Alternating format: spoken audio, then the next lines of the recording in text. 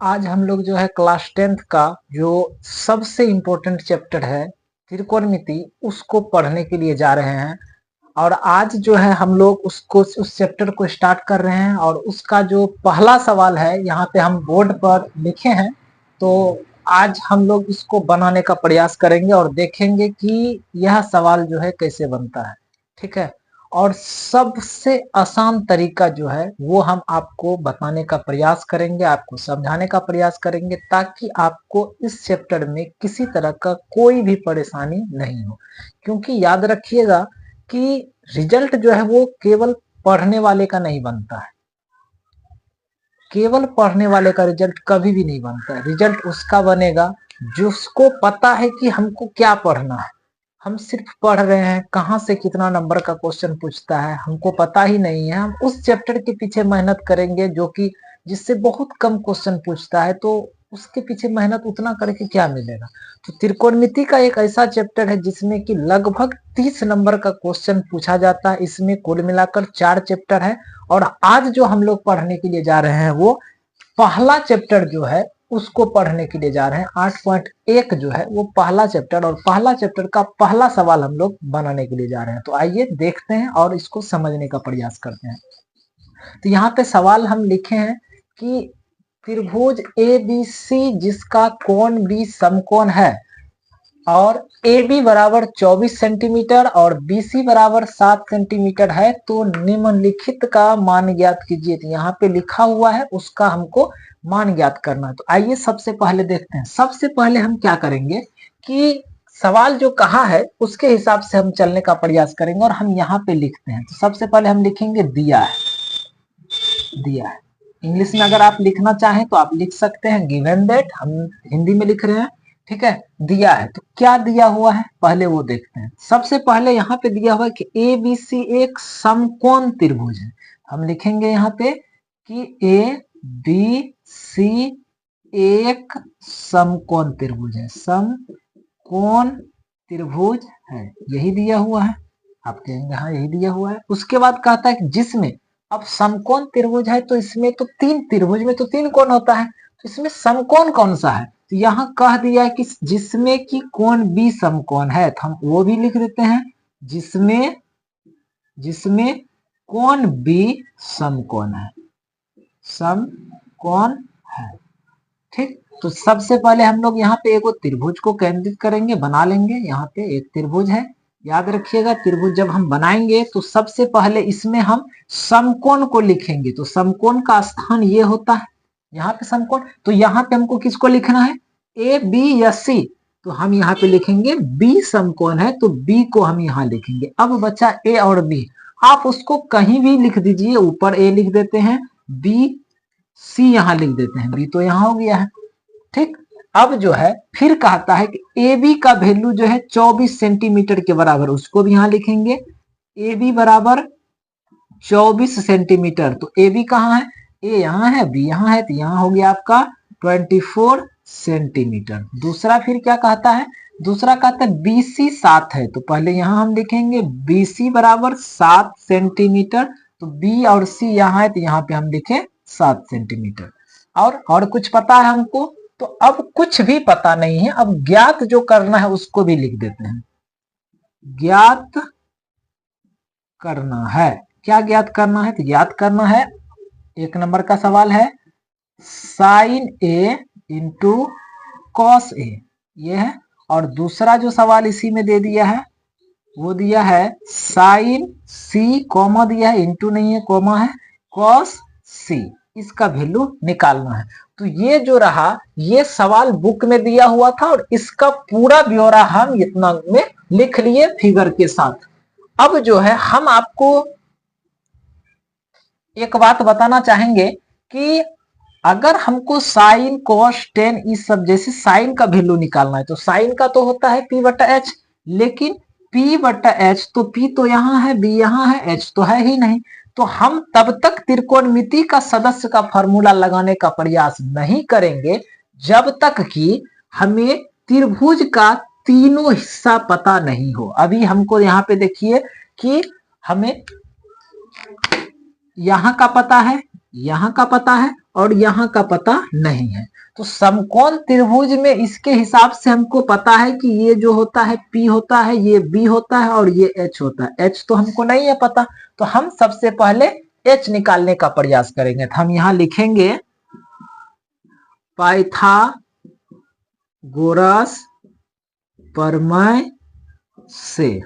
तो पाइथागोरस प्रमेय से क्या निकालेंगे, तो H बराबर निकालने का प्रयास करेंगे। तो H बराबर क्या होता है, H बराबर हम लोग फॉर्मूला जान रहे हैं, H बराबर होता है P का स्क्वायर प्लस B का स्क्वायर।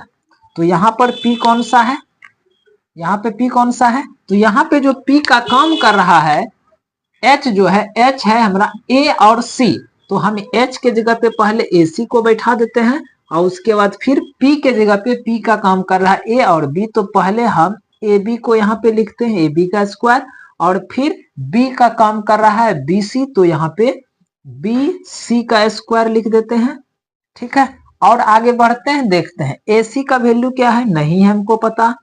AB का वैल्यू कितना है, तो 24 यानी 24 है। तो यहाँ AB के जगह पे 24 को हम लोग विराजमान करेंगे।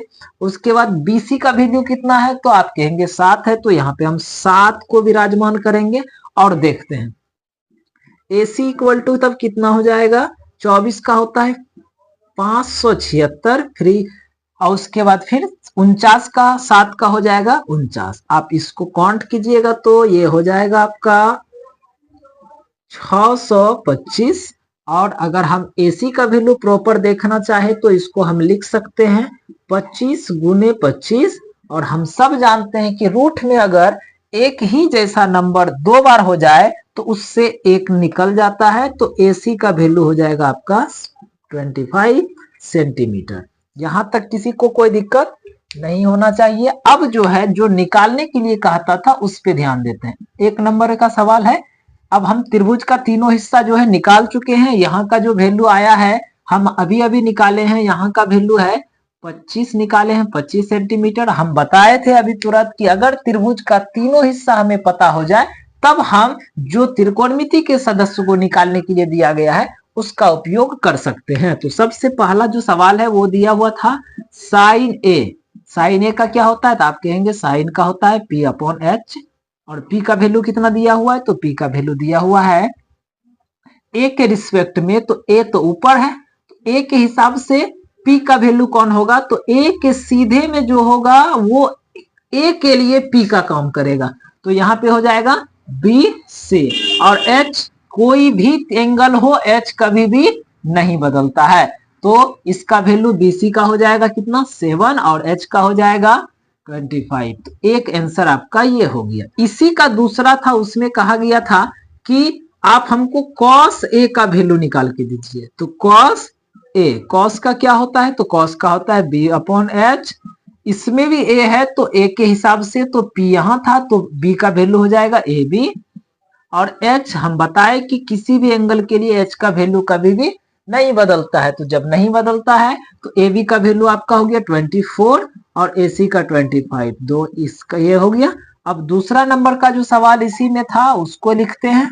इसमें दिया था साइन C, हम लिखेंगे साइन C। साइन का वही होता है P अपॉन H, और यहाँ पे जो हम साइन का वैल्यू बैठाएंगे वो यहाँ पे जो थीटा है C है तो C के रिस्पेक्ट में बताएंगे। तभी हम तुरंत आपको बताए कि जिस एंगल का बात करेगा उसके जो सीधा में होगा वही P का काम करेगा।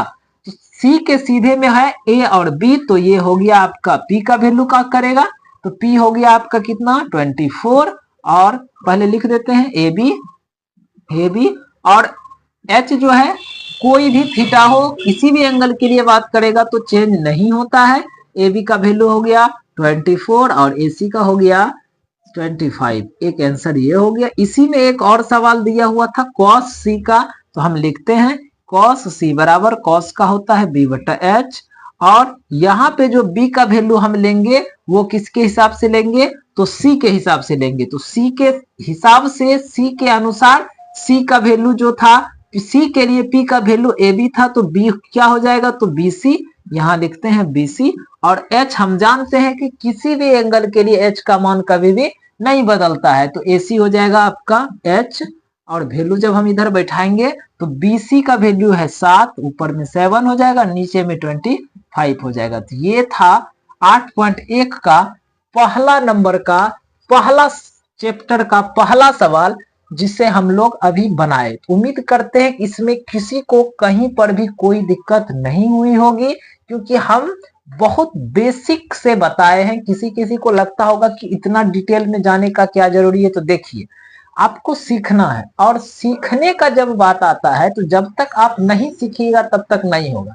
हम लोग देखते हैं गाड़ी चलाते हैं, साइकिल वगैरह चलाते हैं, तो साइकिल जब हम लोग चलाते हैं तो उसमें क्या होता है कि जब हम लोग नहीं जानते तो हम लोग का पूरा ध्यान साइकिल पे रहता है, पूरा ध्यान हैंडल पे भी रहेगा, पैडल पे भी रहेगा, पूरा ध्यान रोड पे भी रहेगा, कॉन्शियस पूरा कॉन्शियस होके चलाते हैं। और जब हम लोग सीख लेते तो हैंडल छोड़ भी देते हैं तो हम लोग नहीं गिरते हैं। तो अभी फर्स्ट स्टेज है, हम लोग सीख रहे हैं, इसीलिए पूरा बारीकी से सीखना उतना ही आवश्यक है ताकि बाद में दिक्कत नहीं हो। इसीलिए हम